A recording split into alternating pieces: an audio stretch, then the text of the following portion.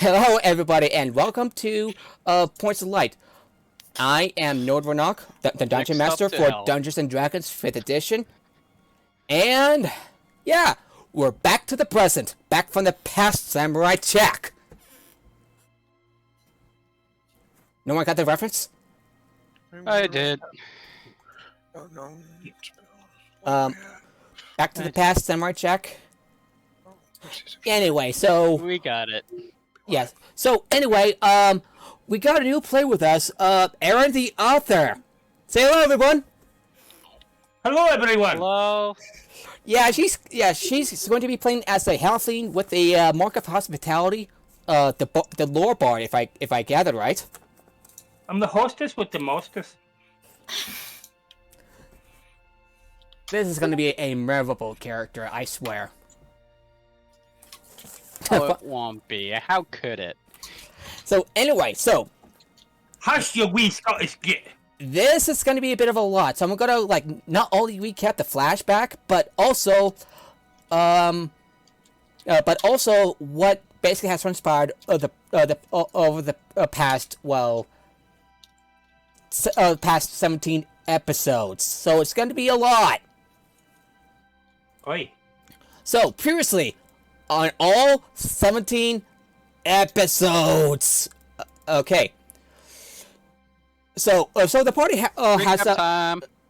So the party has formed themselves in the salvage outpost known as Salvation, and they work as a salvage crew, venturing themselves into the gray mist of the moorland.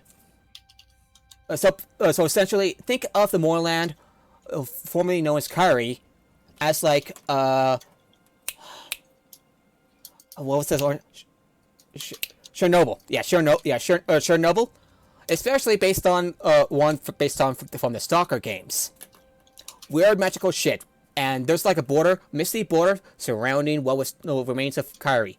Inside, all sort of weird stuff happens, including, but not limited to, discernibly preserved bodies, as if they're so fresh from the day they died. Living spells, and sometimes suppressed healing, which is like a big uh-oh. So Big no. So anyway, during one of the party's ventures, they found a strange device, the Oracle of War. This artifact had the power to provide tactical advice, but soon malfunctioned and revealed a verse from the Draconic prophecy. When dark lanterns flicker in the light of the silver torch, the keen green rides north on a bullet steel. Two nations prepare for war as all eyes turn to sky blue. The device then shuts itself down to start repeating the words "Third protocol activated." Shortly afterward, a gang of assassins arrived in Salvation with orders to recover the device. After the party curb stomped the shit out of these assassins, I am not kidding about that one. The Oracle of War is now seems to be functional again. However, shortly after their victory, a Warforged Colossus had somehow been reactivated and began to ravage the outpost. The adventurers stepped up to the task and took down the Warforged Colossus, take down each of its limbs one at a time. The Warforged Colossus named Big Mo. The town celebrated them, naming them the Heroes of Salvation. Years ago, a group of treasure hunters traveled all the way to Eccentric in search of a crystal skull, rumored to bring the dead back to life. In this ruined temple, this group have encountered traps and a pair of displacer beasts. However, when they acquired the crystal skull, they were intercepted by a familiar face that some of you may have known. Just let me look it up. Sorry for the awkward pause right there. Erolan Karnak. the salvage broker that has mysteriously that had like disappeared mysteriously when the Warforged Colossus has attacked. You suspect that she may have something to do with the dealings with the Emerald Claw, and may have a hand in activating the Warforged Colossus. Some of the treasure hunting crew did not survive, but thankfully, there are others that have lived for another day. And that is where we are right now. Everybody ready to get to it? I just look at the fireball. Alrighty. Did you say who gave the cat a fireball? No. Wait, I didn't say that. I said that. No. Alrighty. The dust begins to settle after Big Mo, the Warforged Colossus you have taken down, has fallen. In spite of the damage and casualties it has inflicted upon the outpost, business is booming with a wide assortment of salvage, weapons, armor, and some magic items at the surprisingly intact salvage market. Meanwhile, the Western Salvation start to rebuild what is lost from the salvage they gathered from Big Mo. They also clear out the bodies both inside the Colossus and in the surrounding areas. It has been a day since the Colossus attack on the outpost. The date is 20th Olarun, 998 YK. The day of mourning.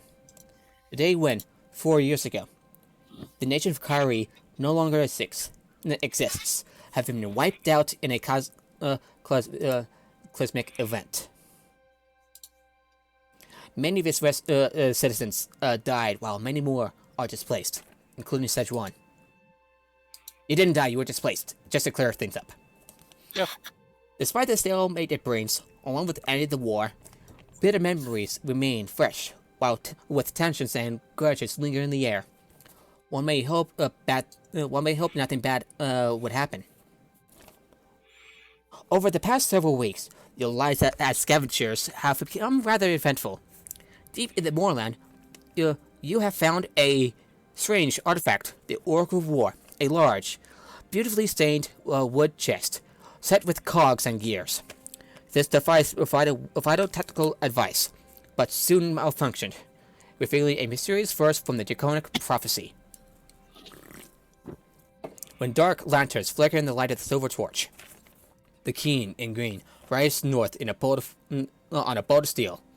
Two nations prepare for war, as all eyes turn to sky blue. The Oracle War then begins repeating the words, "Third protocol activated." What does that mean? Who made the device, and why are they willing to kill to get it back? After you survived an assassination attempt, the Oracle becomes functional once more. You hope Asterius has found information on the device soon. Alrighty, and that is where we are right now. So we're going to start things off between you and Ricky, Sejuan. So you and Ricky, you sat at the lightning rail station just moments before the lightning rail arrive. You hear the horns just in the near distance. You have to find this person, man. Yep. What was the name again? Oh, fuck, what was the name again? I gotta look it up. It's been a while, sorry. Even though they just said it, we all just forgot 5 seconds in. Wait to start the session. Alright. That one lady that cost Irulan Kornak. Irulan Kornak, right? Sorry. I had to check my memory. Yeah. Where's the cheek? You gotta find Kornak. I'm willing to pay you the money. Luckily for you, I know someone who can find her. Ivero de Vidani. Good man. Inquisitive. So he can find her, but as far as I know, the price is a bit steep. 200. Let's see. He counts the numbers on his just waves his thick elephant-like fingers on his hand. 200 Galfor gold. All right. Do you need me to cover it? Oh, 200. If you have enough, that'll be fine. I was expecting others to help, but that might be a little scattered across the town. The Schwan hands them a pouch of coins with about 200 gold pieces. Okay, let me count. This will take me a bit. 200 I'm gold. rich. Of course you are. So, yeah, that should be enough. Don't worry. Although I'm not not a full-blown member of House Oriam, kind of weird, I know. But yeah, I work with the Couriers Guild, so I should be covered on other things. Don't worry. And nearby, you saw Leon and Abe. They seem to be interacting with one another. So so I actually talked to Chief about this. So Chief's not gonna be around here because of his unpredictable schedule. So he's gonna be away for a while, to the best of my knowledge. So Chief just sets us up a little while waiting for the train. Abe, do you want to say anything to him?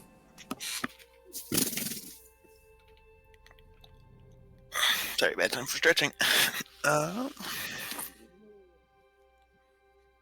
So is he hopping on the train? Is that it? Yeah, he'll be hopping on the train, and he says, "Well, I guess I'm thinking about. I couldn't find anything good on the Oracle or these assassins.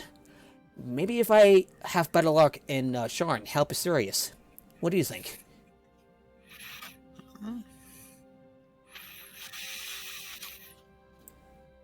You stop stretching. It's not helping. Oh, yeah, sorry, I forgot to add this new stats. Oh. I forgot to add the stats for Hunfrid. As for the new character, nothing's been 100% solidified. Just to let you know, Shemdi. Okay, I need to check the hit points. Sorry. Hit points I should... have 58 now.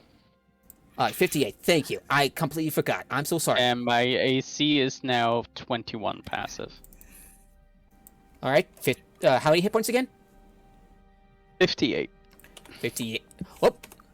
58 and 21. Quite a few more. Yeah, you can leave the 9. All right. 40. All right. 54 for apparatus. You can leave my AC at 192 as well. I like that. But I won't. Dun dun dun. Alright, so Hunfrid, how many points are you at again? 42.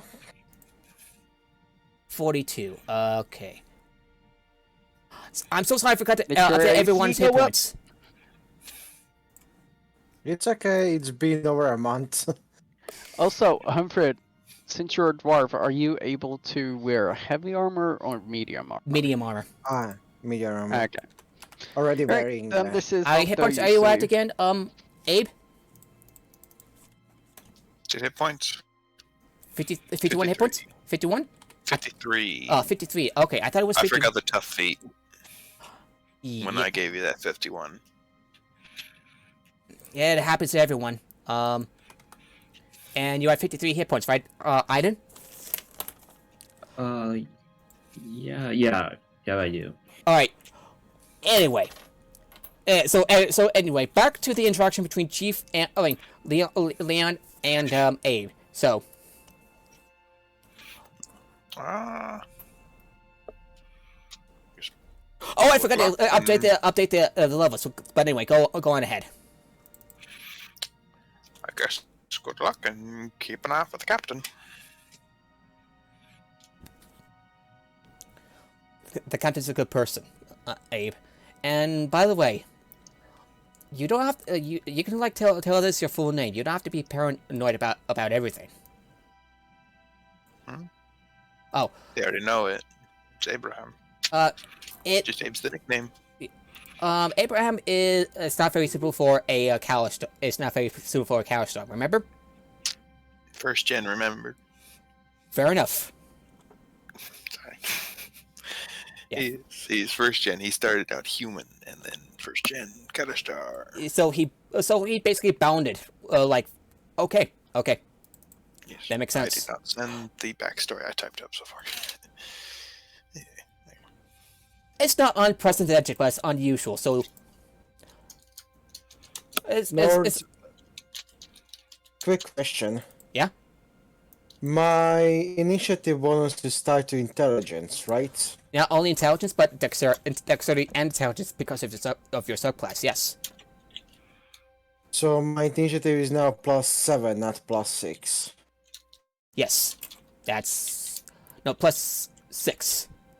The +6 So still it stays because your intelligence is still 19. +4 modifier. Oh. Why is my intelligence +7? Probably a magic weapon. Oh, the hammer one of your magic items. Maybe. I don't know. So, anyway. I said, and Leon looks at you and says, same to you. Might be a while before I get back. Maybe not. But I hope. Well, see you later, buddy. And the train and the lightning rail arrives, comes to a halt. Lightning sparks out of the out of the car boxes, for lack of a better term. Sorry. And both Ricky and Leon gets on. And Ricky offhandedly mentions to Leon, "Don't worry, I'll cover your ticket." No, don't worry, I'll cover your ticket. Ricky, no pickpocketing. I promise. I'm looking into unnecessary trouble because but hurrying an inquisitive to track down a bad person, that inevitably leads to trouble. Believe you me. Exactly. Stay safe out there. And you as well. Yeah. See Knisper's the notes you found earlier in got her name again. Their workplace. Got it. And along with a few other people, along with Laura. Yeah, the shifter from your shifter handler, apparatus, and Hunfrid, and yeah. She says goodbye and good luck. And Good luck. keep one good eye open. Yeah. You know it. I got 4. Well, I only see two, my friend. He summons her back. Got 4. And then summons Bristle again. Well, would that be 6 eyes? Yeah. I'm not gonna waste time on the technicalities. I got a lightning round to catch.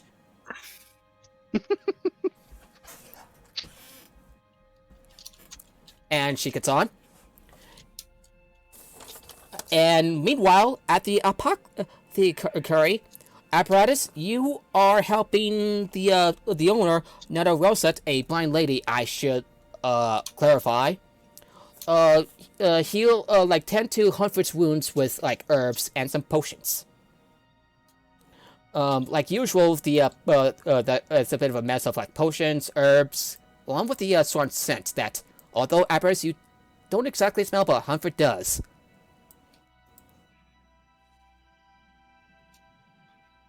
These will only sting a lot. Yeah, after Hunfrid's rather reckless assault on the ice methods, you are treating his frostbite frostbite wounds and stuff, just rubbing some gel. Hunfrid, how do you feel about this? Often is try to tough it out, but with great difficulty. You kind of sees your teeth, it kind of stains, and the Nada's Rajsek squeaks, even though that she's blind, says, don't you fret, I've seen worse. And while you've gathered back at the chapel of the Silver Flame, things are also a little rough. At least Ray is helping out with Mother Johanna. You know, despite their different faiths, I think.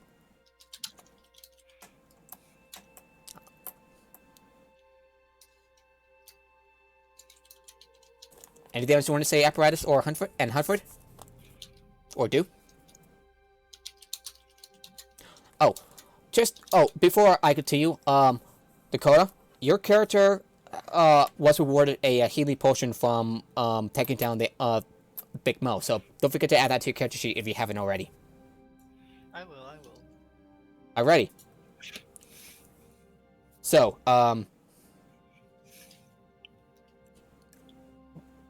as you help continue to tend to Hunfrid's wounds, you hear a pair of footsteps, and you hear someone saying, "Hey, Hunfrid, someone sent you a letter at the service station. I think they mentioned it was from your sister." Hunfrid? My sister. Yeah. Give me the immediate letter. Just going to the service station. They had the letter for you. Well, I thought I should let you know. Actually, and this person that I've mentioned, give me a second.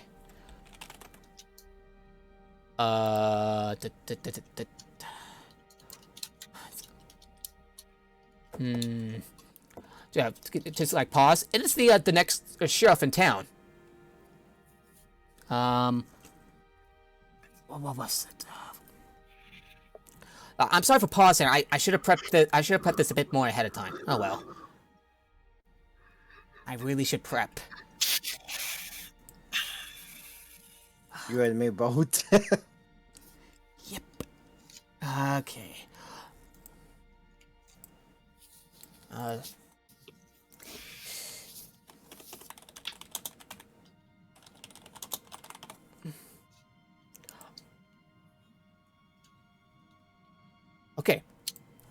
Okay, give me a second. Yeah, and this guy,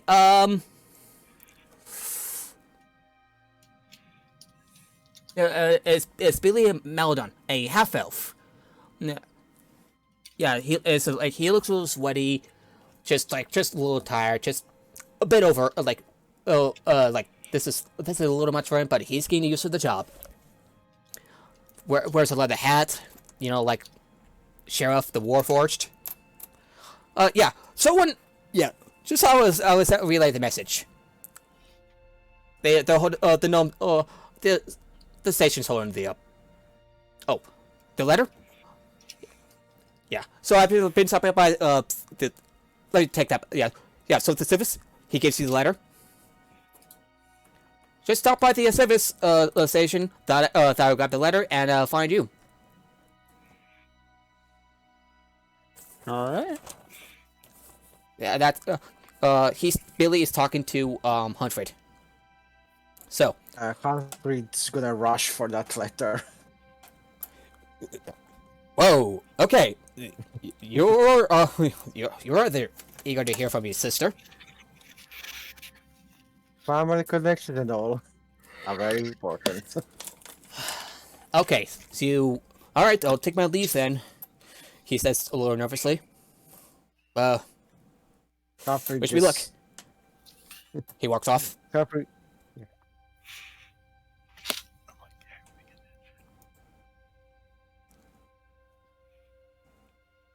Yeah, he's not the next sheriff. He's just a replacement, a temporary replacement, just to clarify. Alright, so you read over the letter from your sister. Let me take a look. This is from your sister, Tesras. Is it Hunfrid? It's been a while since we've last contacted with each other. I still have not been able to find my father, but Tricycle demands another 25 gold payment for our mother's treatment. If you can send it as soon as you can, that would be helpful. More, if you could send more, I would be very grateful. Again, it would be nice to hear from you again. I've heard a lot of things going on at that Salvation outpost. Do tell me more when you get the chance. With love, your sister, Tessras.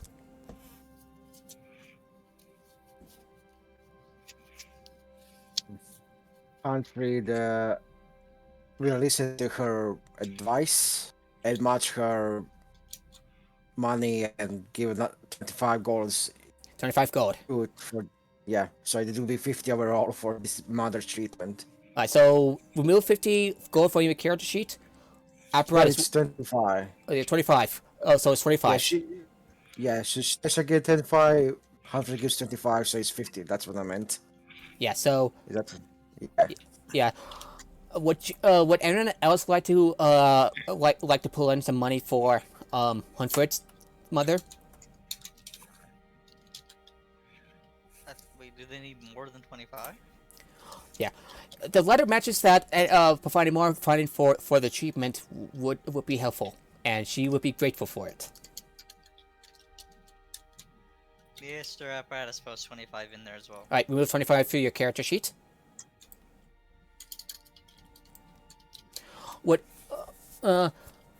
Alrighty, so that would net you would send a total of 50 gold back to Tessras for the treatment. Hunfrid, would you like to contact the other your friends and see if they can help? Hunfrid would not do that. He doesn't want to beg for money.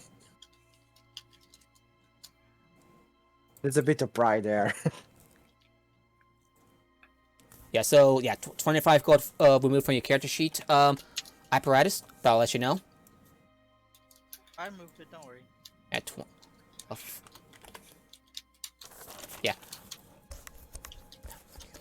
You feel a little relieved when Apparatus, pulls 25 gold from their, from their gold pouch. Galifar gold from the gold pouch, and hands it to you. You don't have to do this. But I just did. Then you have my gratitude. That's all my mother. Hunfrid. Yeah. It is only sentimental. Money is very useful. What do you say, Apparatus? Sorry. Money's very useful. And he gives him the 25 gold. Yeah. By force if he doesn't. So Apparatus is gonna do what they can, right? Yeah. Hunfrid will not be rude and he will accept the donation. He will not beg, but he will not refuse help. Alrighty. However, soon after you gave Hunfrid the 25 gold, you hear muffling from your bag of holding. Do you open it? If smoke comes out of this again, I will be most unpleased. No smoke. An Apparatus will look in there. Yeah, no smoke inside, but when you peek inside, you hear the device saying, "Son of the Father who breathed into life, a people of turmoil, warfare, and strife. The burden of competence upon him to rose. The three Thunder Gordons charging forward." The prophecy refers to him, so you're pretty sure, and you're confident that this is not about you, but it's someone. And Apparatus, since you are associated with House Kenneth, you recognize the three Thunder Gordons as the three branches of House Kenneth: Kenneth West, Kenneth East, and Kenneth South. If only this thing didn't speak riddles and made it more clear what it wanted. Yeah, the rest. That would be nice. Yeah, the rest you have a few ideas. will study it later. Okay. Meanwhile, Aiden, what are you up to? Nothing much really. Just sort Oh. of hanging around and chilling. Maybe Yeah. checking my equipment, but that's about it. Yeah, you check your equipment. You stop by the salvage market and the. Okay, let me take a look at. You're also stopping by the provisioner. You also see a Braillish human, Eric Thorne. An old man just like drinking tea at the table. He looks to you and says, "Hey, here's one of the heroes of salvation. How you doing?" I'm doing all right. Thanks. Thanks. He looks around. Well, are you here to buy something? Not really. I don't think so. Too bad. Business is booming, but well, it's nice to have a. Well, it's just nice to like have someone else spend more. But I'm not stopping you. Still, good to see you again. Yeah. Oh, by the way, how's your mentor? What was their name again? Amari something? I don't know, but they doing alright? Met them a couple times. Yeah. Nice folk. Nice person. Yeah. They are doing all right for themselves. That's good. That's good. That's all that matters. If they're doing alright, well, all's right in the world. Yeah, we have our, we're all generally busy in our own ways. Hero's work is never done, as well, cliche as it is. Well, don't think I've mentioned this to you, but up for a bit of a brief life story. Sure. Like, what do you have to say? Yeah. Well, one I used to be a scavenger like you back during the war, so used to serve in the British Army, but well, it's just all the constant fighting. It's too much for me. But there's good money in scavenging some supplies among the battlefield. So yeah. But but as time went on, I thought to myself, maybe running a business might be better off for me, and yeah, it is, and I like to help people provide goods,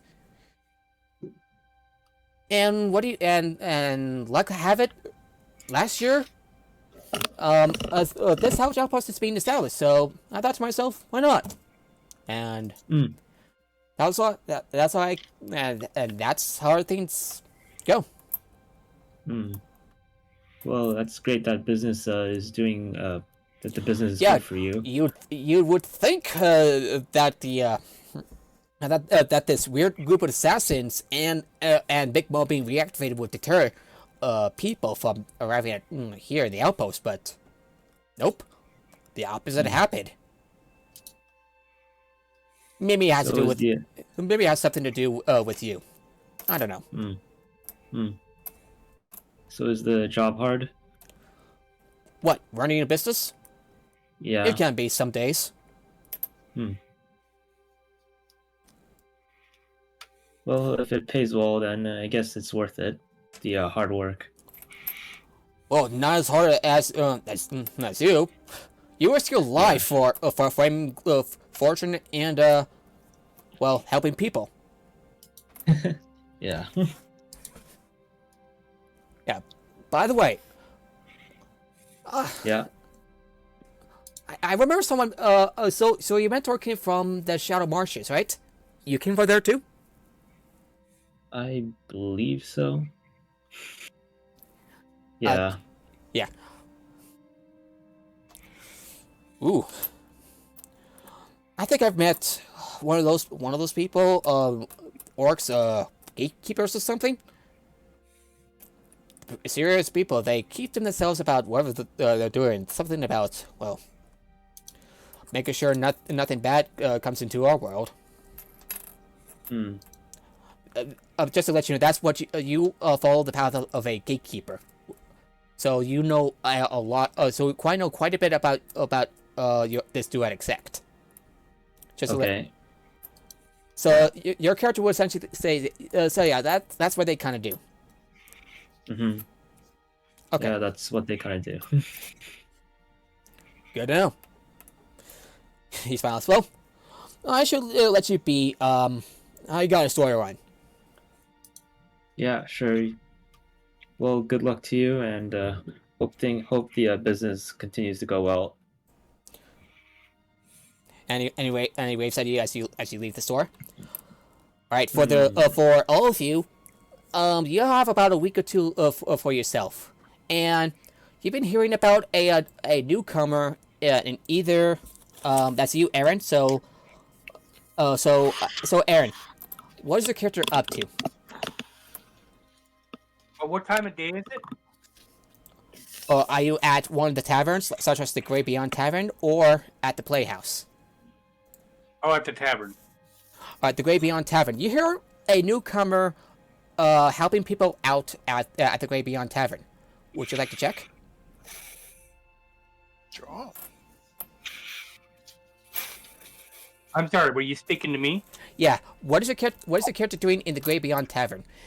So, Salvation is not the prettiest. It's not the best place, most comfortable place to be in compared to, like, say, Sharn.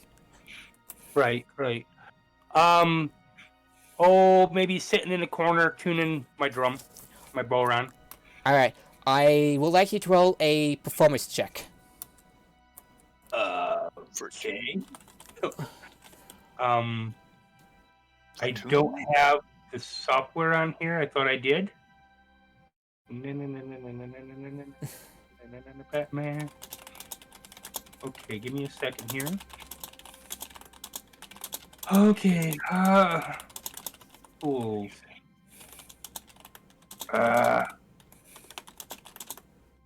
Temporarily, can somebody roll for me? I don't care. All right. So your performance is your D20 plus 3, your proficiency modifier, plus your charisma modifier, which is plus 4. So that would be D20 plus 7. I don't have it whatsoever. Alrighty, I'll be rolling on roll 20. Okay. What do you need?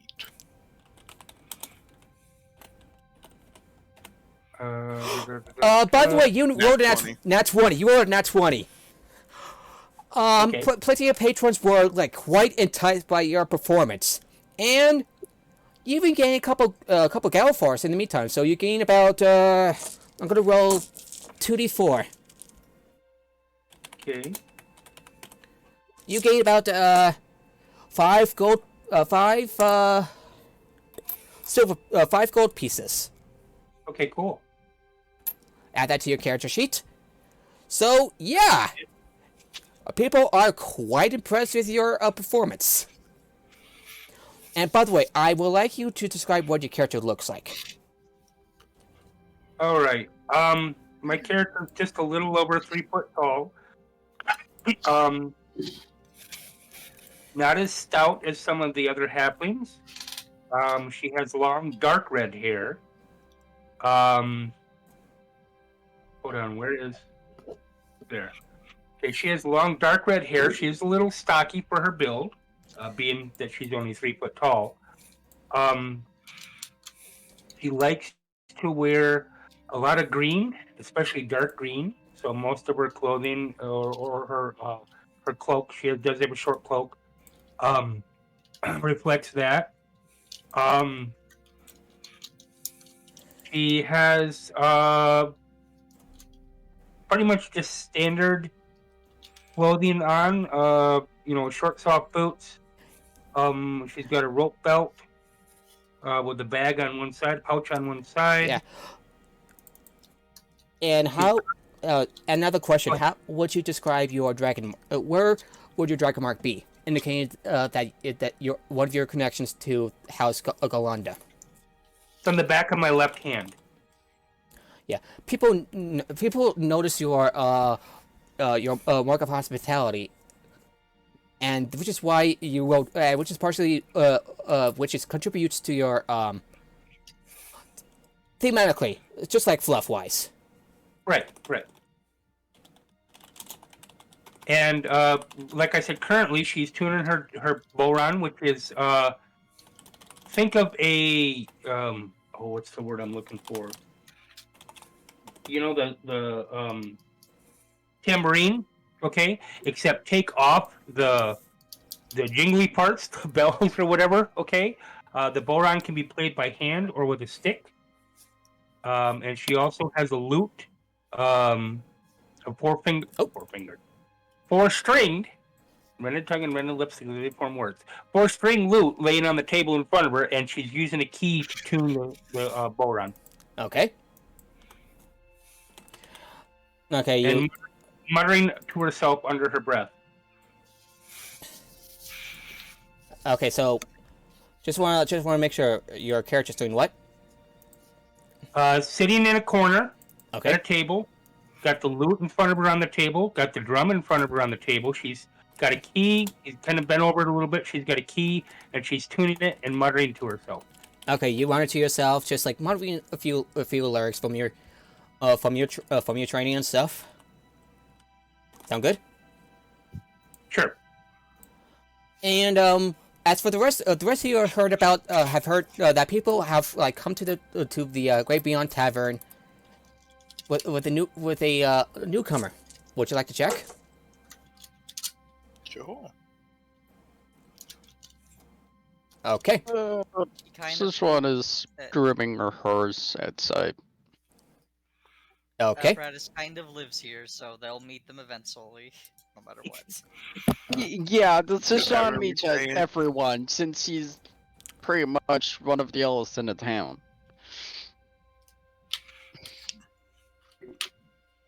Thing at their time. Yeah, your performance has have lifted spirits up. Aaron, what's the character's name? Elspeth. How do you spell Elsis? Elspeth. Could you repeat that? E-L... S-P... S-P... E what? Elspeth Aguilar.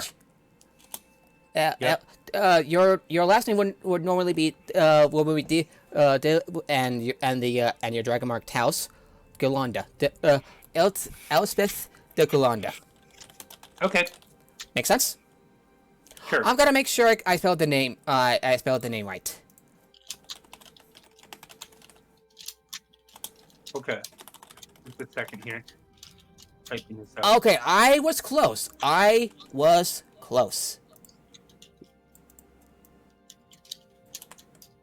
It's like an older excuse me, old English version of Elizabeth. So I like that. Alrighty. So, welcome, Elizabeth, to Dungeons and Dragons 5th edition. So, the others are going to check you out. So I'm going to switch over to the to the tavern and switch up the music. So, alright. alrighty. So in the bot channel, I would need you to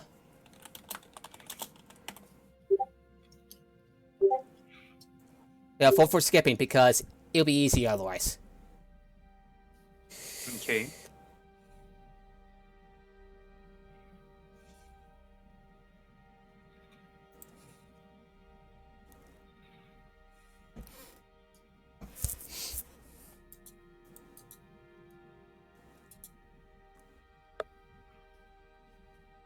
Alright, so okay, we're waiting on someone else to finish the skipping vote. Oh, sorry. Happens. Code where? Where is it? It's in the bots and commands channel. Oh, okay.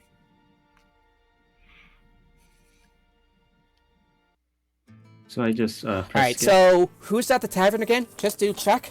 So Abe, Oh, stop. who apparatus, right? Yes. Hunfrid? We both live there, so. Yeah, so Abe, Hunfrid, Aiden, and Ida, are you also going to the tavern? Yeah. Humphrey, Yeah, Hunfrid wants to take over the money to be sent to the grandmother. He's going back to the pub. Yeah. So, and Szechuan, are you going to the tavern, or are you doing something else? She's outside grooming her horse. Alrighty, so, meanwhile, apparatus, Hunfrid, Iden, Abe, the Great Beyond is like, it's like as before. A little dingy, but it is a tavern. Not the best tavern you've been in, but home is home. And when you look around you, it appears to be, like, some of the patrons here seem to have higher spirits than usual. And off in the corner, you see a halfling with a drag mark on the back of her left hand. Apparatus, you instantly recognize this as the mark of hospitality.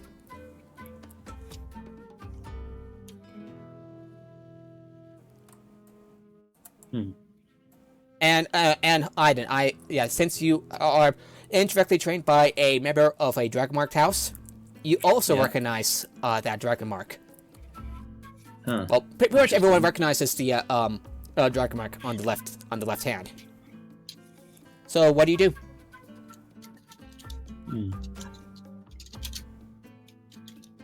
Maybe go up to it. Yeah, so you go up. So you walk. So Ida, you walk up to the halfling. It'll list. What do you do? I sort of poke the person on the shoulder and I ask, where are you from? That's you, Aaron. So what do I see when he? Because my concentration is on the drum.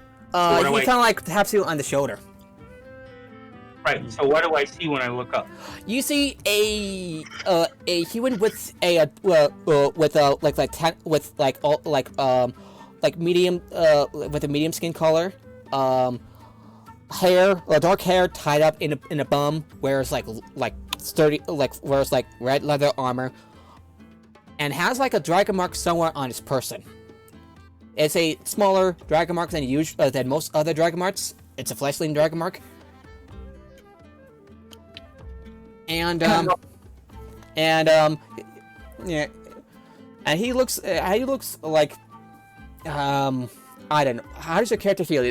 How does your character feel going by his facial expressions? Sorry, what? So, what's your character expressing? Like facial expressions? Like, how's your character feeling? Just more curious. You see that this human has a curious look on his face. Can I help you, man? So, where are you from, if you don't mind me asking? Oh, I could say I'm from my mother, but that'd be kind of a weird comment now, wasn't it? Where am I from, by the way?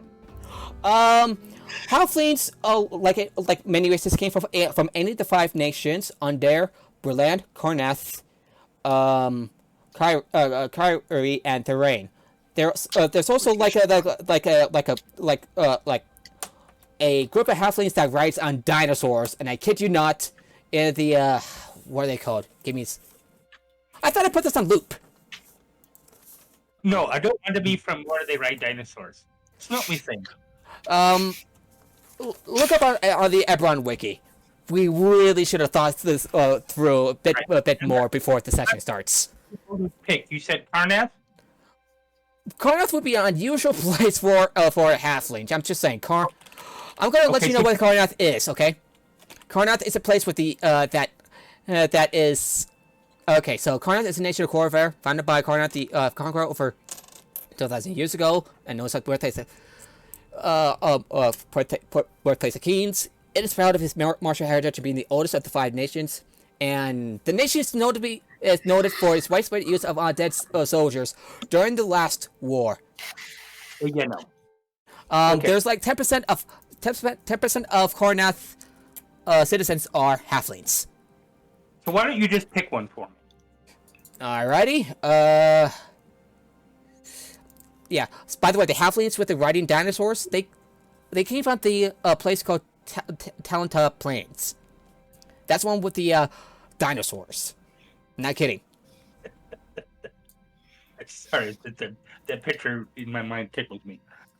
Anyway, It could be from 1 to 5 nations. I'm gonna like look up real quick.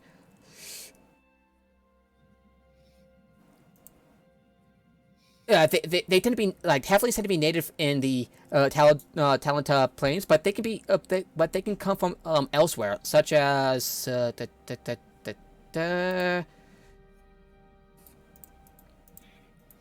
yeah, terrain is the more religious one. It's just Undair, Arcane, Werland,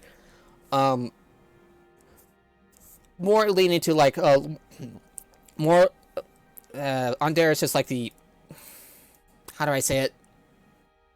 It's a mix of open land, woodland, and sprawling metropolises. So yeah, I'm looking at the thing right now. I'm going to say Corvair.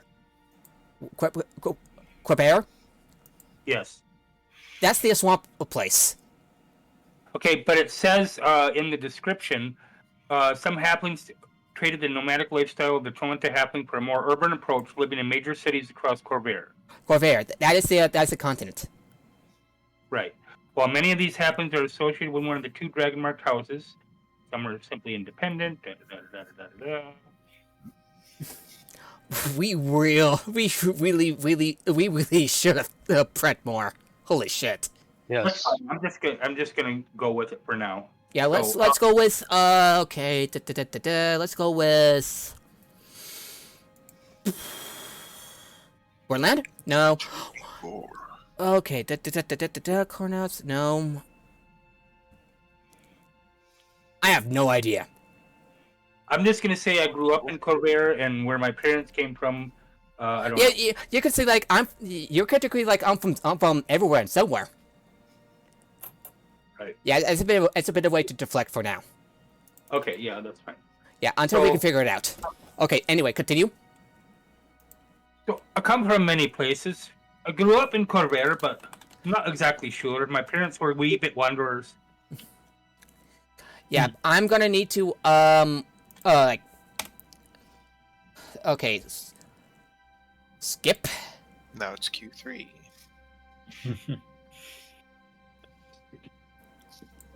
Can someone skip this?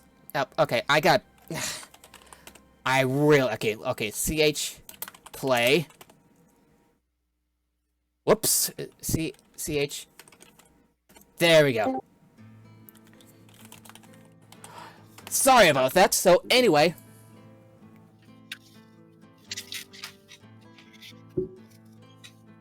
So anyway,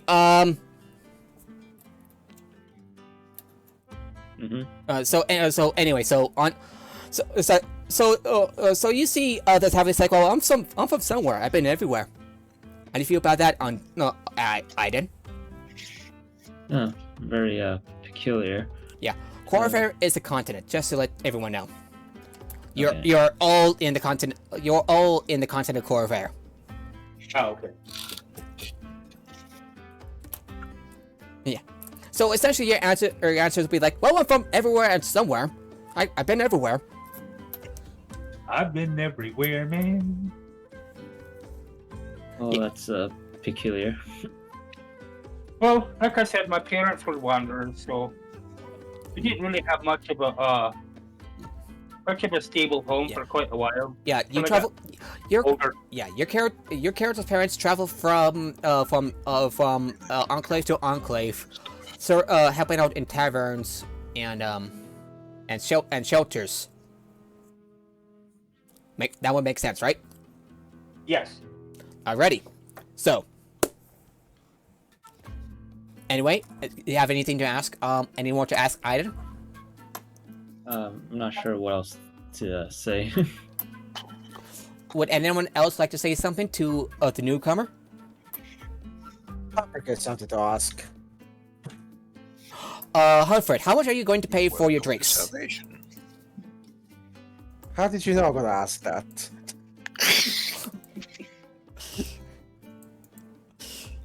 You never know. You never know. Yes, just to let you know, since it's a rather poor place, so it's not quite. So, just to let you know, the quality of the drinks here Oh, ew.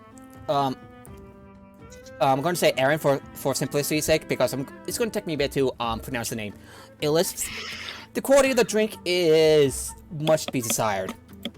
You used to like richer, higher quality drinks from other places, but this, compared to everywhere else, this is like goblin piss.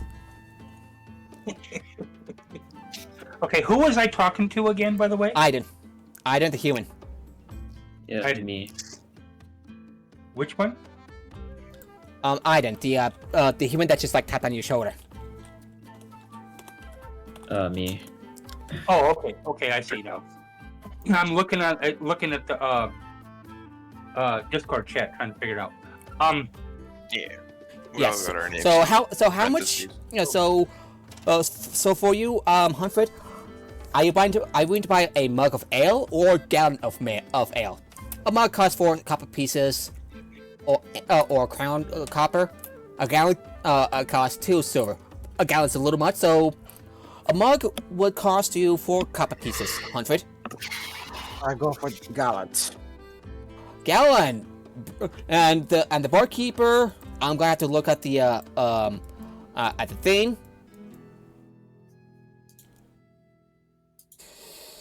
Okay.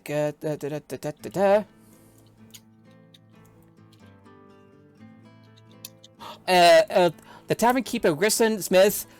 She kind of looks at you, Humphrey. So, well, we got a brave man, huh? Well, we got a brave man, eh? All right, 1 gallon of ale coming up, and she pour like. This was on the house apparently. 1 gallon, so that would cost about 2 silver. But since you've saved this town twice, it's going to cost you about. We're going to let you pay half, 1 silver. You struck a hard bargain. Hey, I'm just being nice. 1 silver, 1 sovereign silver. Is the human still standing there by my table? Are you Aiden?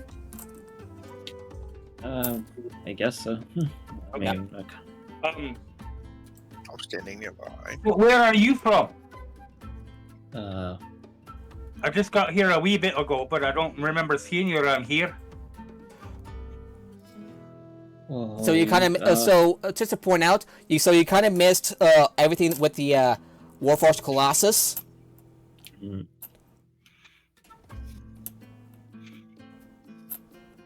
So your character so Aaron, your character is likely here on say business of House Galandarzi is you can make some connections here in Salvation after hearing a lot about recent events in Salvation. Hmm. That I'm talking to Aaron, so alright, sorry. that's fine. Okay. I thought I'd let you know. Nothing wrong with that, right?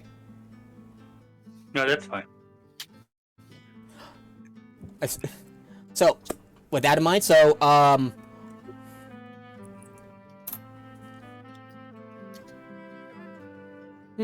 Anyway, so back to the conversation.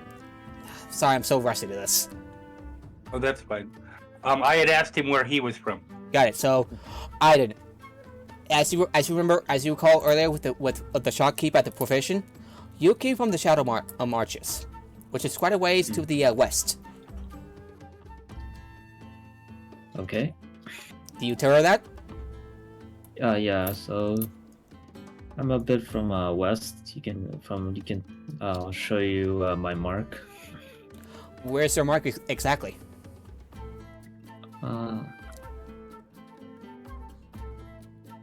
It's been a while. Let's say I'm gonna say say around your on your shoulder, left or right shoulder. Oh, left. Yeah, you put down a bit of your armor and you show her your dragon mark. It's a mark of finding. It's smaller, less pronounced compared to her dragon mark on her hand, which is covers quite a bit of her left hand and maybe part of her arm. Ah, so you're from the west then? Yep. Have a seat. I'm just sitting here working on my Boran. Sure.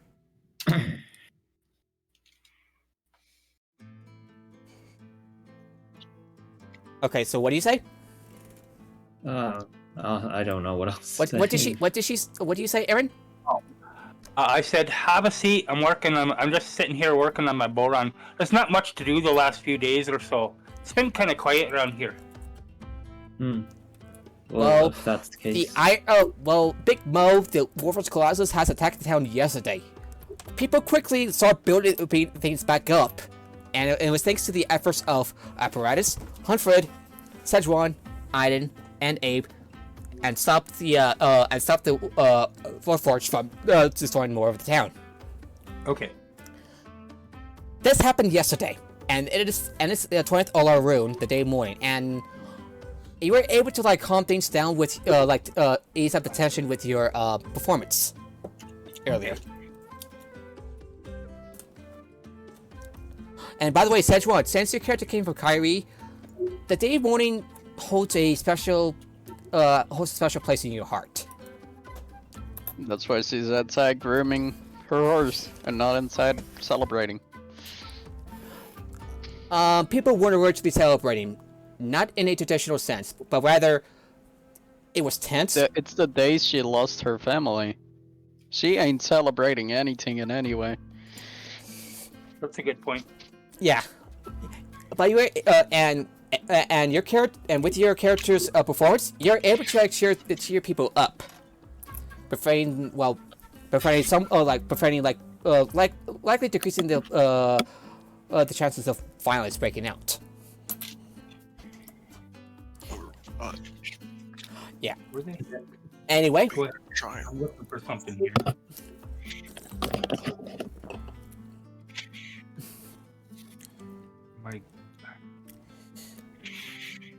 So anyway, so Hunfrid, in the meanwhile, you start grabbing some mugs, and how much are you gonna drink from the gallon? Hunfrid? Could you repeat that? How much? So how many mugs are you gonna grab for your friends and maybe for the other patrons? Alfred thinks about it.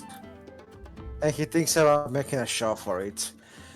Drinks are on me! Everybody, the other patrons cheer.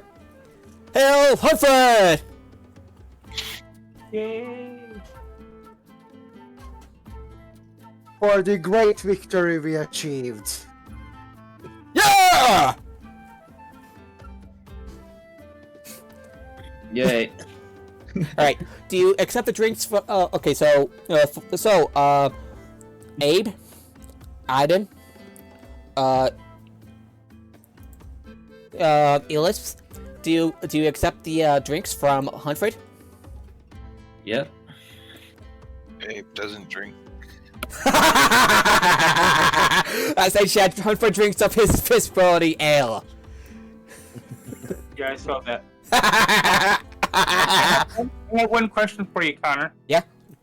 The people, beings, whatever, that the party was fighting previously, excuse me, or just very recently, what were those creatures? Oh, the big the thing that they fought is a Warforged Colossus. So think someone like Apparatus, but big, like Iron Titan from the cartoon movie Iron Titan, big. Okay, because I have Iron something Giant? that I wrote today. Iron Giant. Yeah, sorry. There you go. I have something that I wrote today that I wanted to post in the Discord, but it has to do with orcs, not with Colossus or whatever, Forged. So Maybe this is. I mean, it doesn't have to do with it. I mean, this is so. After I get my my dang computer. After I get my drum tuned and whatever, I'm going to play and sing this song. So Okay.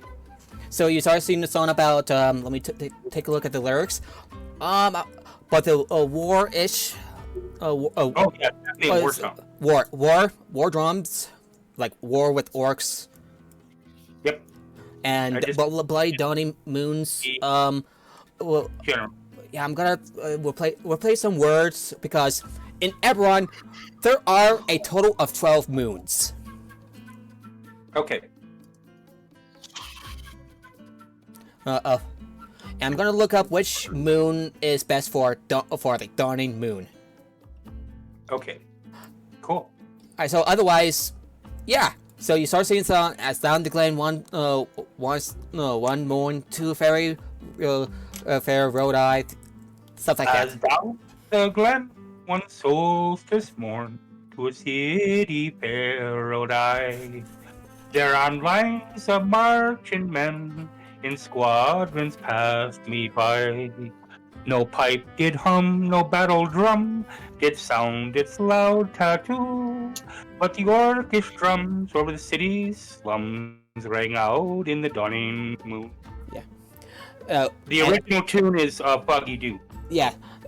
So basically, replace orcish with warish. I think warlike. Yeah. Warlike fits because of warlike. Warlike drums over the cities slums rang out in the moons. Yeah, the song is the original song. It's traditionally played with the at least one, if not more, borons and a fife. All right, so you continue singing the light of the light of the moons, and I'm gonna say that since you sing really well, that counts as a success on a charisma performance check. Cool. And people were very much enticed by your song. So what about Hunfrid, the apparatus, Abe, Aiden? How do you feel about that song? Thought it was good.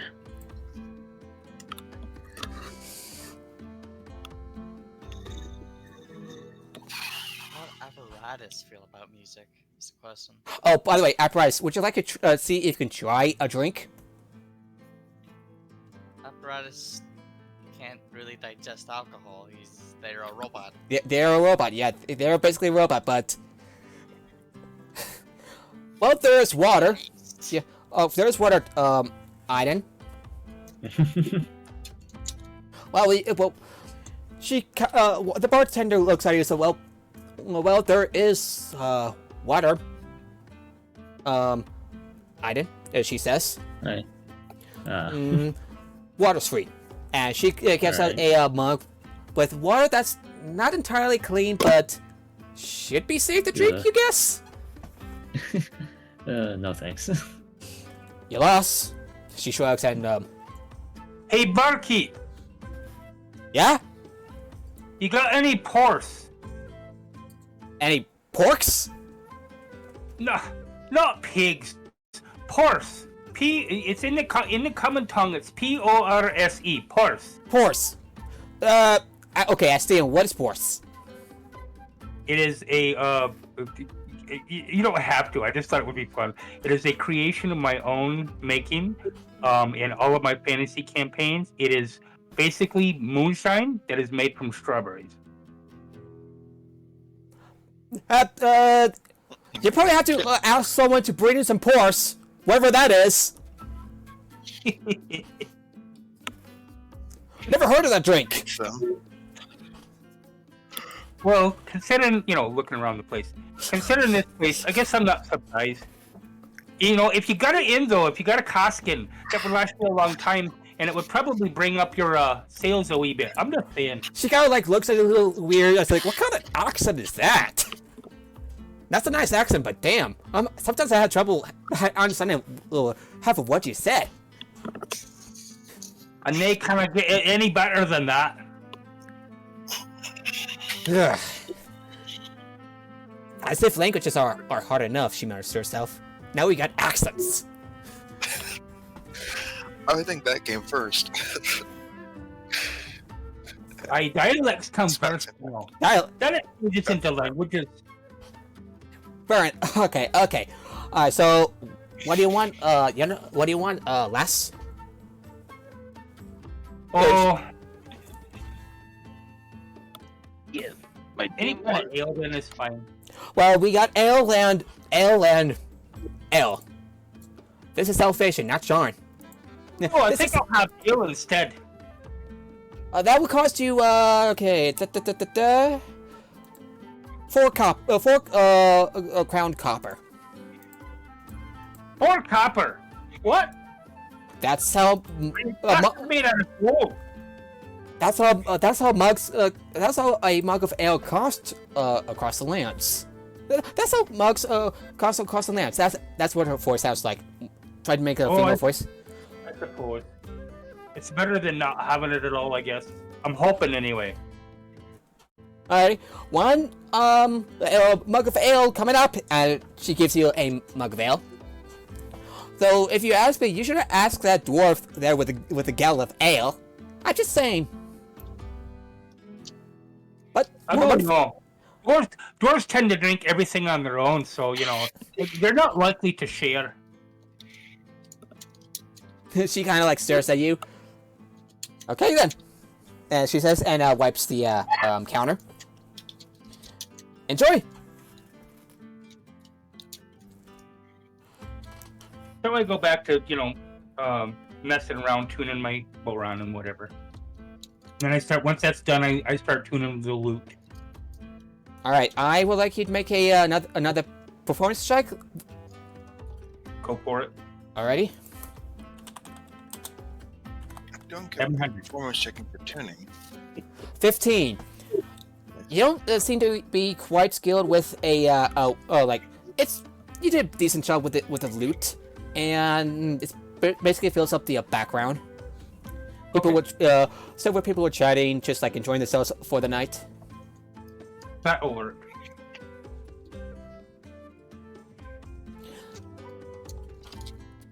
Yeah. Anyway, so apparatus, what are you up to now? Apparatus. They are trying to finish up their little robotic friend. Your robotic little friend? The robotic spider that they plan on leaving in the town. Okay, So it's just like if you're trying to like make a living mechanical spider thing, I'm gonna think of the homunculus servant that you can get another infusion at level 6. But you're gonna like make the foundations for it, so go ahead and make a tinker's roll with intelligence. Oh yeah, you're level 5, now level 6, because if you're level 6, you have expertise on your tool tool proficiencies, arts and tools. So go ahead and make a like I said, tinker's tools with intelligence. Make sense? I really wish I could roll that on here. So I basically, can't. add your proficiency bonus with tinker's tool, and then add your intelligence modifier, which is 4. So d20 plus 7.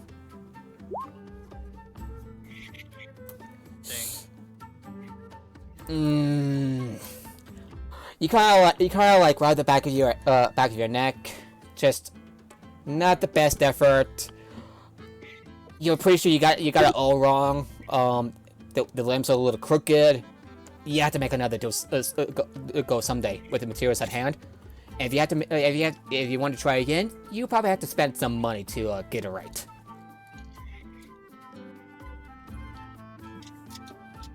You kind of like sigh, just like put it aside, defeated.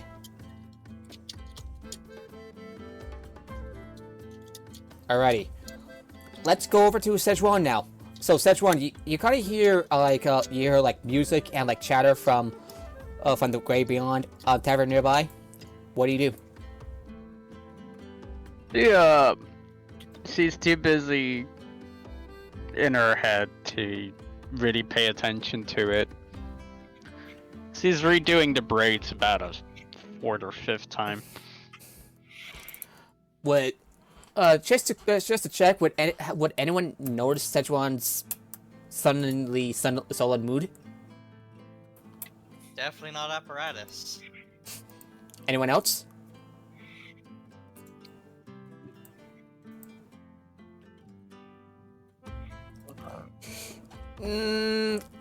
If you're wondering about pre-anticipation, it only cleans materials like cloth and stuff.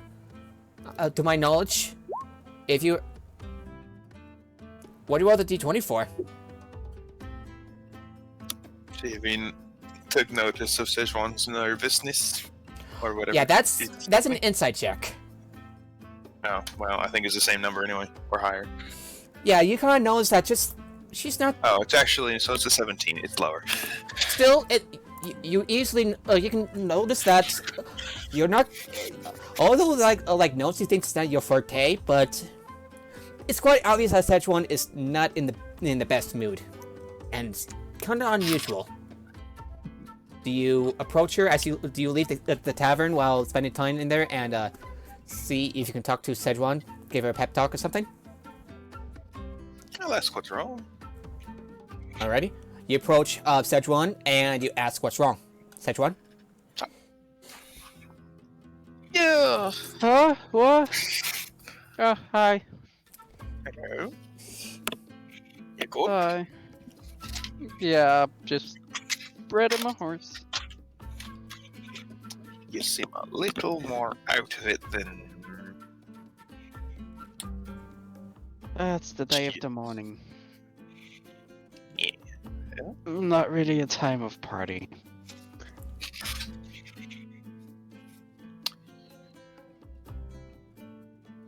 Sometimes the best way to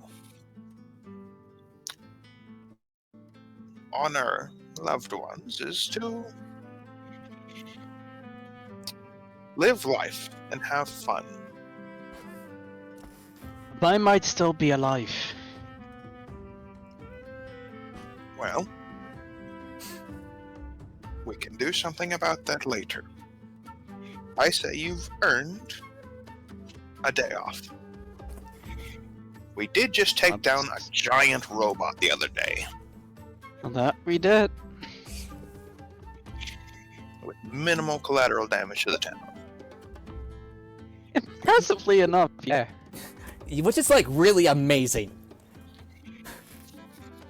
Yeah, there were some casualties and Impressed stuff. by it. Yeah, there were some casualties and stuff. Most of the buildings are standing. Yeah. But yeah, I'll join at some point, but not for a drink. Fair enough. As he goes back to grooming her horse. Yeah. Bristle seems to enjoy it. Bristle neighs at you while you walk back inside. Yeah. So Szechuan walks inside. So Szechuan walks into the tavern, and Szechuan, you see Szechuan is still grooming the horse. Yeah. You're gonna walk in with a delay. Alrighty. So They're gonna finish the braid. yeah. So eventually you finish the braiding. Do you go inside? Yeah. Alrighty. You go inside and you notice. I make the horse snap into their interdimensional space. Whoa. and someone passing by says, "Whoa." Okay. And I see some weird things from the moorland. And he kind of like, This ain't the morning, sweetheart. yeah, we're there. We're next to we're right next to. I know, sweetheart. I built this town. You helped build this town. Everyone else deserves credit. Just saying. That's stupid. You came later. Anyway, and just like walks off. You enter the tavern, right? So, Szechuan, you look around and you see a drag-marked halfling playing the lute. Playing the lute in the corner. And it's like and the lute is just kind of like part of the background noise. People are just like chanting, spirits lifted, thanks to her, but by the sounds of it. And you see like Hunfrid just like handed out drinks and getting himself drunk. Oh, not Hunfrid.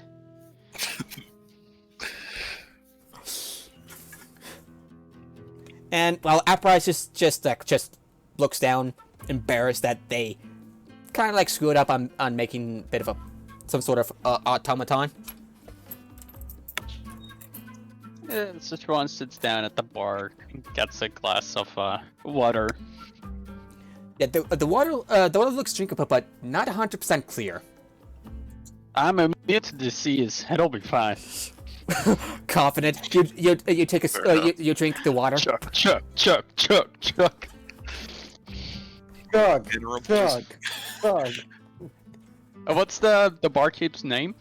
Her name is. Let me check. Her name is Lisa Smith. I'll Hey, type that. listen. Yeah, I'll type down. I'll put down the name in the chat.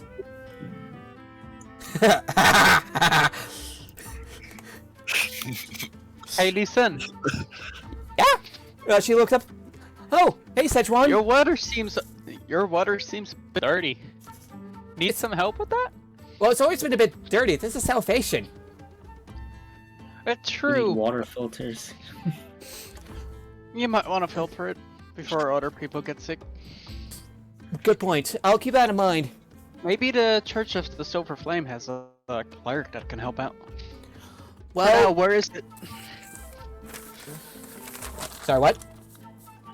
For now, where's the storage? The what?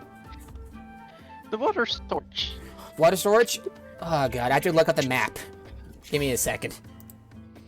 No, I mean in the bar itself. I still have to look it up. The stuff they have there. I still have to kind of have to like look it up and stuff.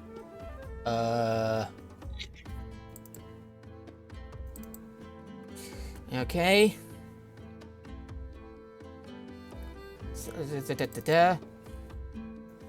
So give me a second. Great Beyond Tavern 3. First alley. Yeah, we only got with just like barrels and boxes in storage. We may have like they may try to tune that could purify the water. Cost money though. Yeah, it costs money though. Right now for free, as long as everybody gets 2 free rounds. But you can purify. Wait, you can purify the water? Right back and getting coffee. I'm a paladin. Oh, you're welcome to purify the water. That'll make people happy. I'll purify most of the water. Yeah, you purify like a glass of water and you give it to Aiden. Oh no, I can like purify a whole barrel. Yeah, you purify a whole barrel. Which will probably make Aiden happy. Now, how many barrels of water do they have? It doesn't say. So I'm gonna say like plenty. So you're gonna like I'll purify 3 of them. Yeah, you purify like open up a few barrels. You purify them. I imagine it's the evening, so we're all gonna go to bed soon. Yeah. Yeah. So purify food and drink. That's a ritual. You can cast as rituals. Oh yeah, I can. Within a purify 5 foot. food and Yeah. drink, casting time 1 action, duration instantaneous. Yeah. All non-magical food and drink within a 5 foot radius sphere centered on a point of your choice within range is purified and rendered free poison and disease. So I'm gonna purify it so it no longer will make people sick. yeah, that is definitely So good action. it'll still look dirty, but it now has a refined taste to it instead of that it makes you sick. That is definitely good action. I will make note of that. So, and for I that, already have my inspiration. Don't worry. yeah, I will actually give you a heroic point. So Hey, another hero point. so you will, Awesome. yes, you will still have. So while the others will have one I have heroic 2 now, right? yeah, 2 compared to everyone else's 1. You will make people less sick at the very least, and I'm pretty sure Ida will be very appreciative of having a drink. He's quite parched, you Yeah. know. Yeah. Yeah. So although the water looks dirty, still looks a little dirty. You reluctantly drink it, and it tastes good. Szechuan leans back against the counter and just watches everybody in the tavern. And that's all she does for the rest of the night till she goes to the bed. Yeah, you go to bed at the Salvation Hotel. Not the most comfy of places. And you still have that shady, She's used to sleeping in a moorlands. Yeah, moorland, but still. So anyway, so any bed will be comfy. When you used to sleep on rock. Alrighty, so I'm gonna like transfer over to back to the Salvation screen as we go over to the next day. So the day passes, and Hunfrid, I would like you to roll a Constitution saving throw with advantage because you're a dwarf. Okay. Just for kicks. Just for kicks. Don't worry. Oh yeah, we're not gonna have any consequences. Nice. 19. You'll be fine. Hunfrid feels sober Yeah. after this. You kind of felt a bit of a hangover, but you shake it off. As you're like just like Shake it off. ugh, You shake it off. ugh. You feel like gradually you put on your armor. Okay. You have most of the week or two for yourself, as long as you don't do anything stupid or dangerous. It's up to you. Okay, so let's start things off with Szechuan. So, Szechuan, what do you want to do for a week or two? He's gonna be riding around town helping out with repairs most of the time. Okay. I'm gonna say that would count as like doing a bit of a job, so that should cover your expenses at the very least. Also, Just what about especially with my feet. what are you gonna do with the extra armor, extra magic armor? Yes, for now she puts it in a bag of holding that's in Bristle's back. So kind of like out around town. Maybe there's a use for it later. Good thinking. Well, yeah, probably a good idea. I have a question. Hmm? A bag of holding Yeah. is sewn into the equipment of Bristle. Yeah. By the way, But Bristle goes into an interdimensional space till they're resummoned. How does that work? yeah, I'll answer Very that. careful. I'll answer that in a bit. So first things first, since they're doing a bit of a work, I would like you to roll a strength of athletics check, Szechuan. Alright. Strength athletics? Yeah, strength athletics.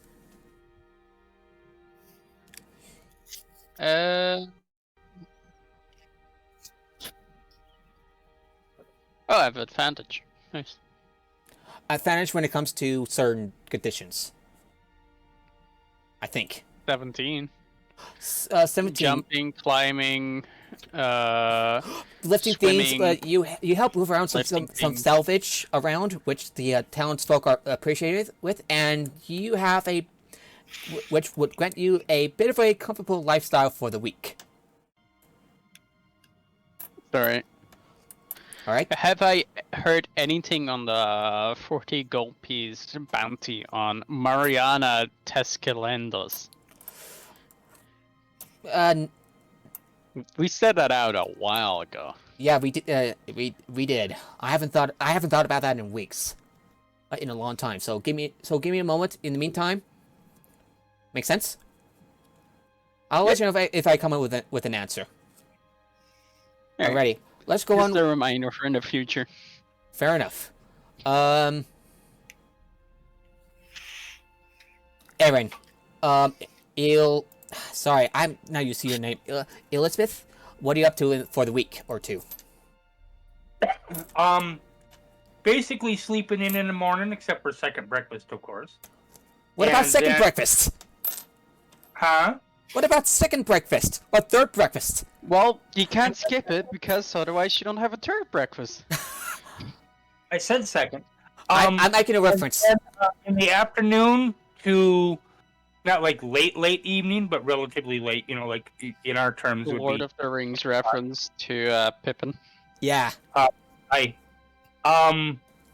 playing at the tavern and occasionally passing the hat around. All right, that would also be basically the equivalent of work. So I would like you to roll a charisma performance check. Okay, again, you're gonna have to do it for me. I have There's a roll bot. 20, but I'm not sure how to incorporate it into this. So All right, so there's a bot for that. So roll d20 plus 7 as an example. That's an example. That's how I did. Exclamation point. Roll on Discord. Oh, d20 plus 7. oh, so like giving as an example here. That way you don't have to integrate any systems. You can just Well- roll on the Discord. Whoops. You just gotta know Yeah, your bonus. Exclamation point. Roll d20 plus 7. Oh, okay. Do I separate the roll from the d20? Yes. Okay.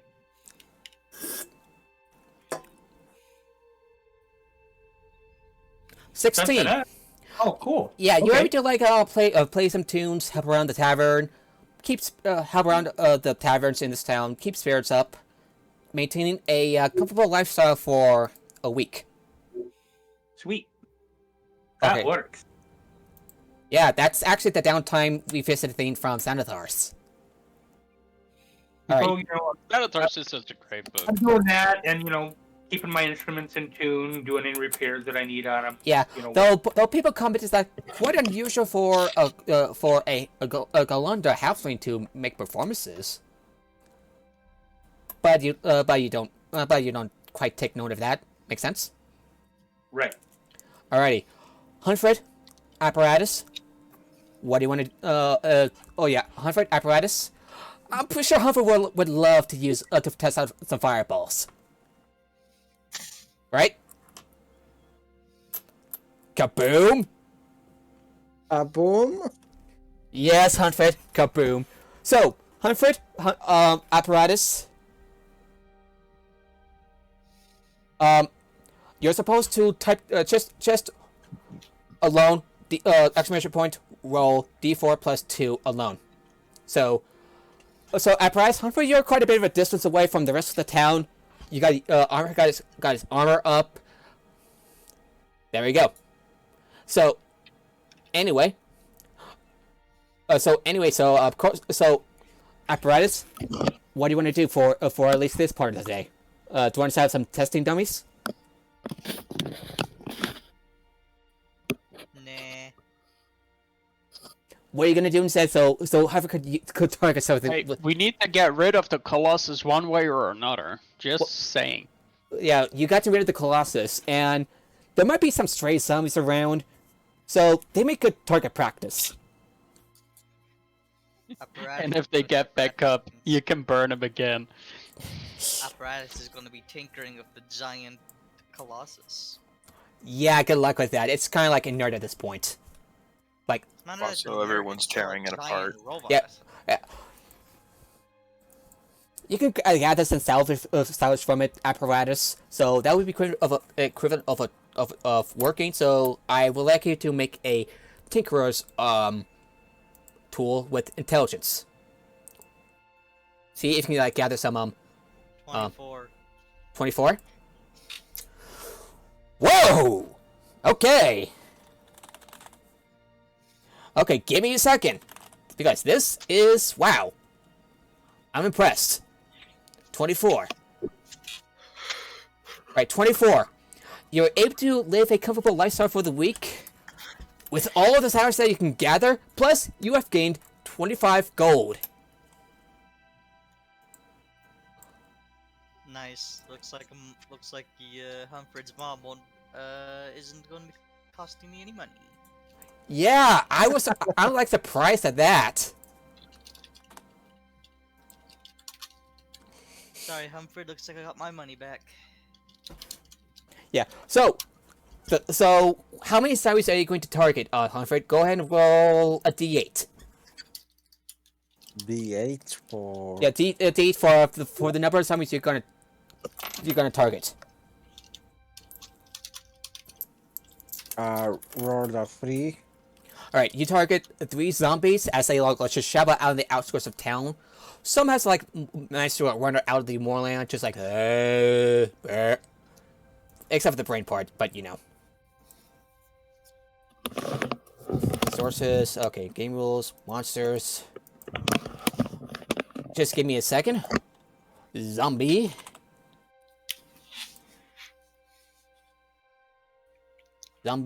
Zombie.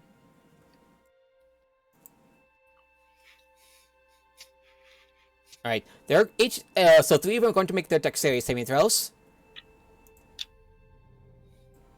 I don't think they're gonna. 14. What is your spell save? I think it's a 16. 16. Okay, so that one fails on their save. On save. Second one.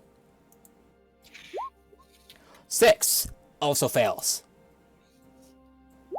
15 also fails. All 3 fail the saves. Go ahead and roll damage for your fireball. I don't think those zombies are gonna live. It's fireball.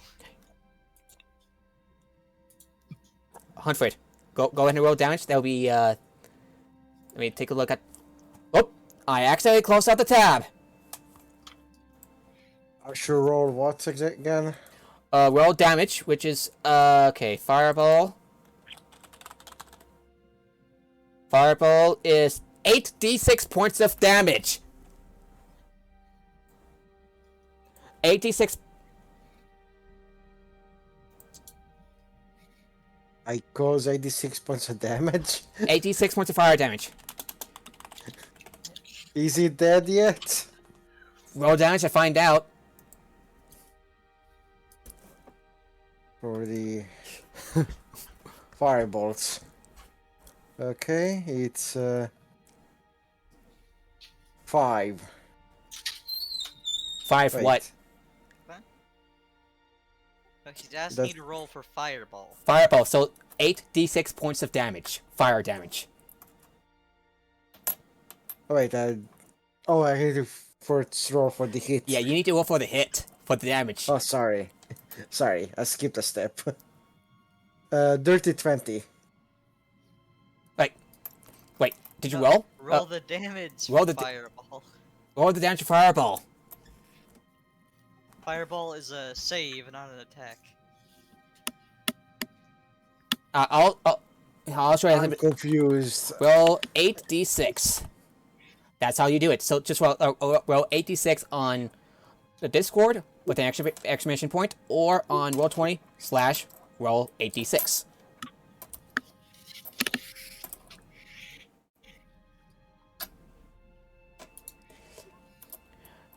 $31. Okay,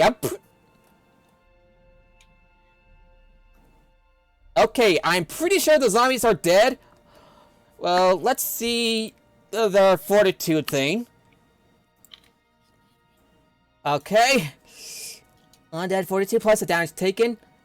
Yeah, I'm pretty sure they're not gonna make it. I'm gonna roll for them anyway. 10. Yeah, let's just say they're dead. 8, just to be sure. 6. All of them exploded from your fireball as they just like whip up some like back dawn, making these batshit crazy. You hurl a large bolt of fire at these poor zombies, and as the impact, they exploded entirely. Like nothing was left.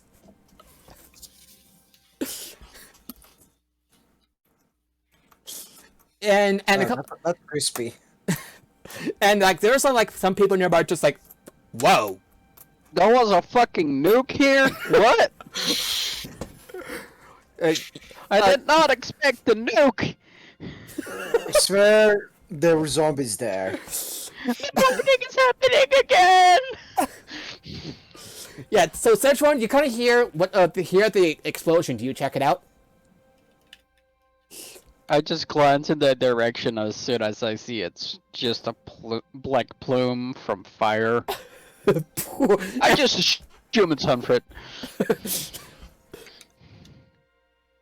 And I go back to working and helping people rebuild. And Hunfrid, you just kind of like stand around, just like proud, confident, and like.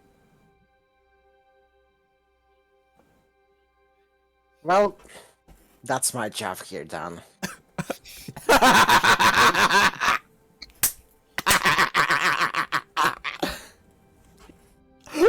Okay, give me one, because that is just one of the funniest shit that we have ever done.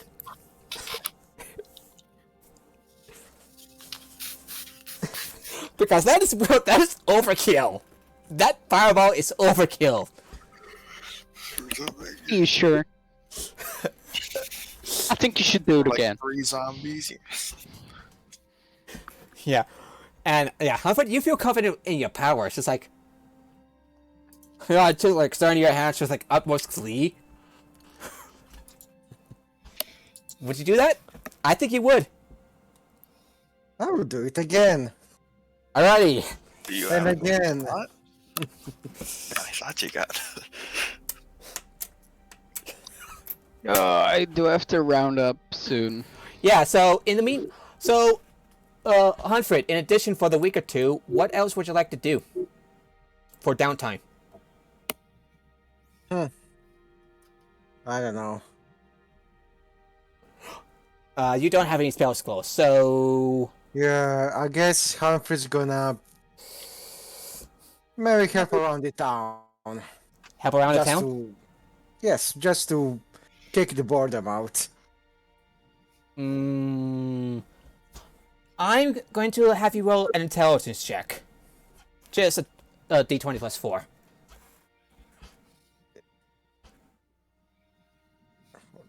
Intelligence check. 18. Well, you're able to just like do some general work around the town, just tinkering with stuff, even helping apparatus, salvaging stuff. Now, do you a comfortable lifestyle for a week or two. However, let me take a look. As the week passes, as the days pass by, you start to hear troublesome rumors netting from the nearby town of. Okay, give me a second. Okay, I need to like zoom in on this map from Fatherond. They seem to be having some trouble brewing in the nearby town. Perhaps it is worth investigating. What do you all think? Yeah, you hear like people just like taking refuge in South Asian. They start talking about it's like there's been a lot of trouble going on in Fatherroyd. I don't know what. Zombies are like attacking the town. She seems quite shaken up. Clean up. Oh, sorry, we can clean up a mess.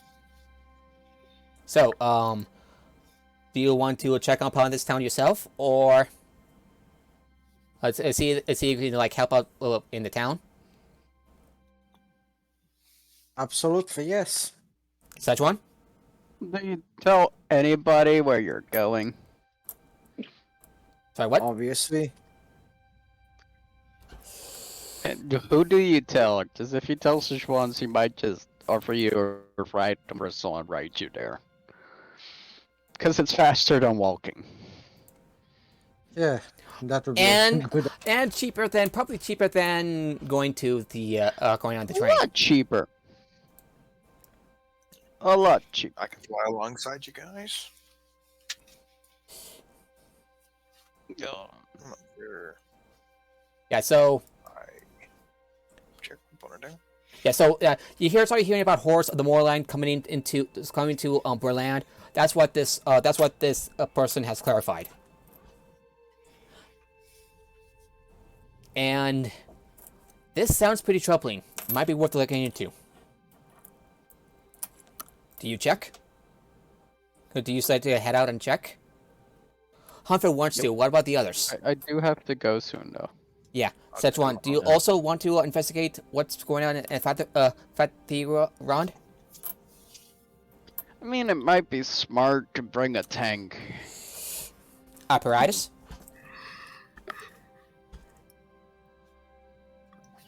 They would be curious. So I say yes, they would go. Aiden? Yeah. Let's be careful though, just in case. Elisp, what are you up to? Elisp, do you want to join the others? You've been hearing about the rumors from Fatiguerand about nameless horrors of the moorland coming in and besieging upon the town, more so than usual.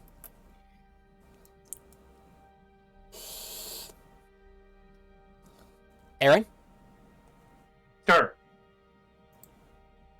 Yeah. So you decided to get ready to head out during the second week.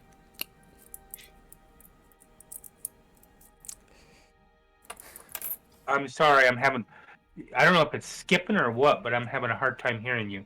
No, it should be fine on my end. It's not skipping for any of us. And my cords will tingle up. So anyway, that. The internet and the nuts.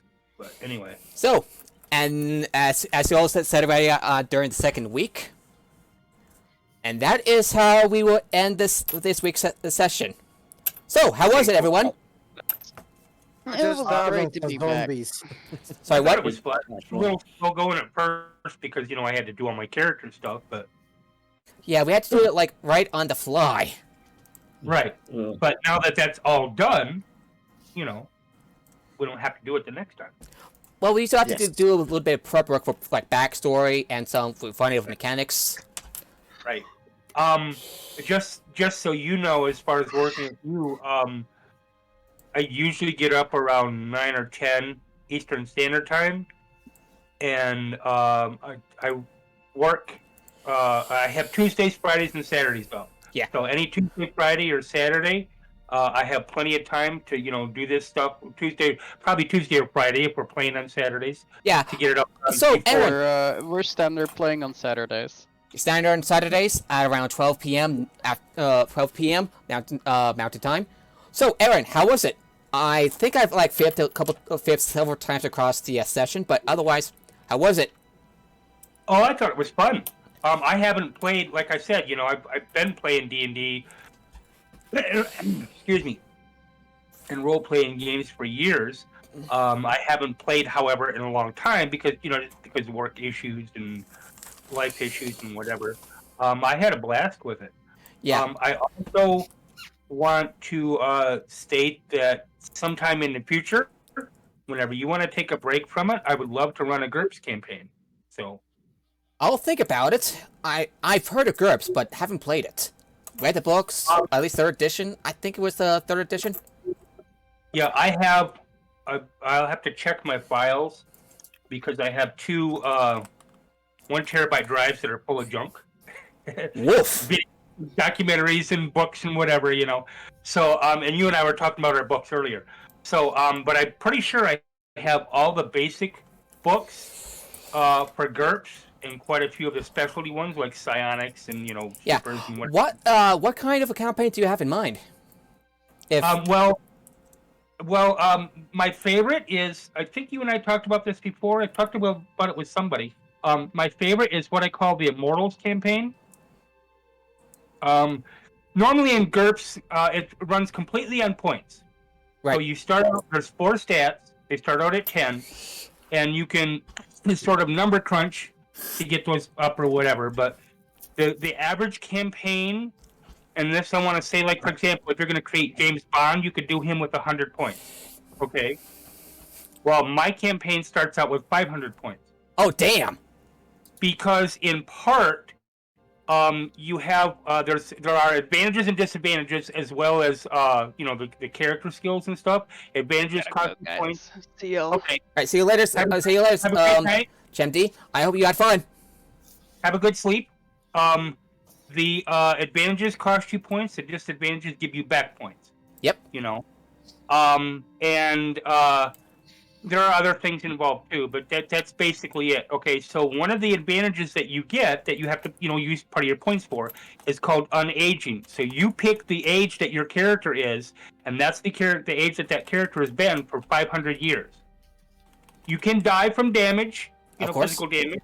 You can die from poison. You can, whatever. Okay, but you don't get older. You don't die of old age. Yeah, like Okay. Time Lord's kind of the Eternals Well, from Marvel. Basically, it's a cross between Spawn and Highlander. Ooh, nice. And So, so what the characters are is there are three groups of three political factions. Okay, because Okay. I love politics. So there are three political factions. They are the Reds, the Greys, and the Blacks. The Reds are the agents of chaos, basically. Sorry to okay. ahead. Yeah. We're gonna be ready. Sorry to interrupt, but we're gonna be soon be rating the other channel. That's what it's called. So, they're doing Monster Hunter Rise. Looks like a fun game. So, yeah, it was fun. So, do you want to continue the conversation once we've done the stream? So, is there anything else you want to say about your a proposed campaign to the stream? Well, very shortly. Like I said, it's kind of a cross between Spawn and Highlander. Three political factions, basically sort of good, neutral, and evil, but that's very simplistic in its form. Mm-hmm. And the players start as troubleshooters for the UN, modern day, obviously. And what I do is when I used to run the campaign before, I just pick a headline from the news, and and of course, you're trying to defeat the opposition, not necessarily the bad guys, because sometimes you're fighting good guys. Yeah. But you're trying to defeat the opposition. That sounds like and that's superhero stuff. Just saying. Pretty much, yeah. It's kind of sort of superheroes, Right. but with a little bit more realism in the playing. Anyway, we'll be rating the other channel, so we will see you all next week. See the same bat time, same bat channel. Same bat channel, absolutely. It was a lot of fun. Have a great night, guys. Have a great day, everybody. Bye. Bye to the channel. We can talk more. Okay. So, Bye. Bye. Maybe we can talk more after the stream ends. Anyway, bye. Ooh, I need to